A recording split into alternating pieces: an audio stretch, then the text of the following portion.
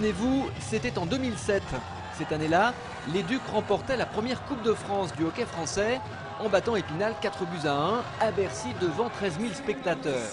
Un moment qu'on aurait tous aimé revivre cette année, mais ça ne sera pas le cas. Les Ducs n'iront pas en finale le 22 février prochain.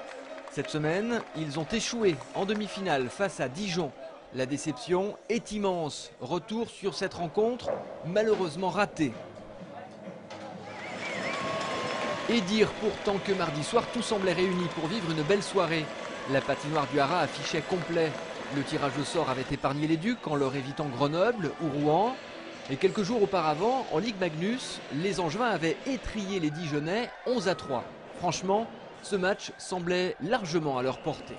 Problème, ça a très mal commencé. Deuxième minute, les Ducs sont déjà en infériorité numérique et Janac en profite pour ouvrir le score. Stupeur au Haras, le ton est donné. Le ton, c'est Angers qui joue et qui tente, mais c'est Dijon qui marque. 8e minute, Christine aggrave le score. À ce moment-là, on sent que la rencontre échappe aux Angevins, même s'ils continuent d'essayer. Deux chiffres qui vont tout résumer. Angers 56 shoots, Dijon 19. C'est dire le déficit d'efficacité offensive des Angevins. En fin de premier tiers, ce but de Fortier est logiquement refusé. Les Ducs se sont peut-être un peu réveillés, mais c'est trop tard. Ils sont un peu justes là, au niveau.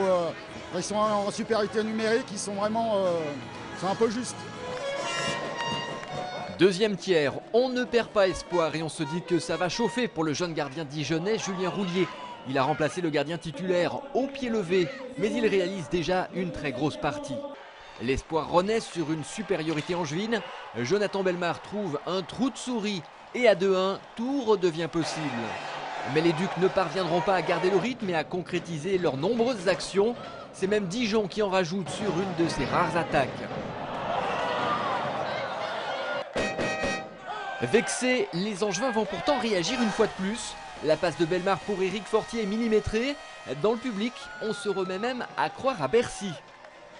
Mais les espoirs s'effondrent dans les dernières secondes du deuxième tiers-temps. Christine fusille le gardien angevin. Avec un avantage de 2 points à 4-2, Dijon a conforté son ascendant psychologique sur des Angevins qui s'épuisent à courir après le score. Troisième tiers, les joueurs d'Aquila Aimé n'ont pas les ressources pour aller contre le cours du jeu. Dijon en profite pour enfoncer le clou sur une erreur du gardien angevin. 5-2, cela relève maintenant de la mission impossible, même si Widman récupère un palais sur un tir de Jean-François Jaudoin. Le public du Haras se soulèvera-t-il pour soutenir son équipe? Eh bien non, la cause est entendue.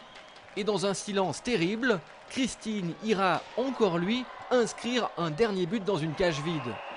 Les Ducs de Dijon s'imposent finalement 6-3. Ils n'ont pas volé leur qualification. Mais tout de même, quelle différence par rapport à cette équipe qu'Angers avait battu 11-3 quelques jours auparavant. On a un petit goût de revanche à faire parce qu'on s'est quand même pris une bonne fessée à la maison. Ils nous ont mis 11-3 il y a 2 semaines. Donc ça a un petit goût de vengeance aussi. La différence, c'est le mental. On a commencé la partie d'une manière différente. Il y a 15 jours, on n'était pas là. On est arrivé sur la glace au 3e tiers-temps. Là, on a commencé le match d'emblée. On les a pris comme ils doivent être pris, c'est-à-dire au sérieux. C'est une grosse équipe, un gros budget avec des gros joueurs, des grosses individualités.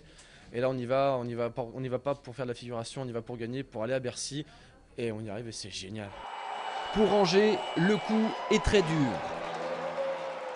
On sait que depuis 2 ans, on nous demandait très régulièrement quand est-ce qu'on retournait à Bercy. Là, on est à 60 minutes d'aller accomplir un rêve comme ça, de retourner sur un endroit où nos joueurs ont fait des exploits. Et voilà, c'est pas le cas ce soir. Il y a beaucoup de déception, beaucoup de frustration.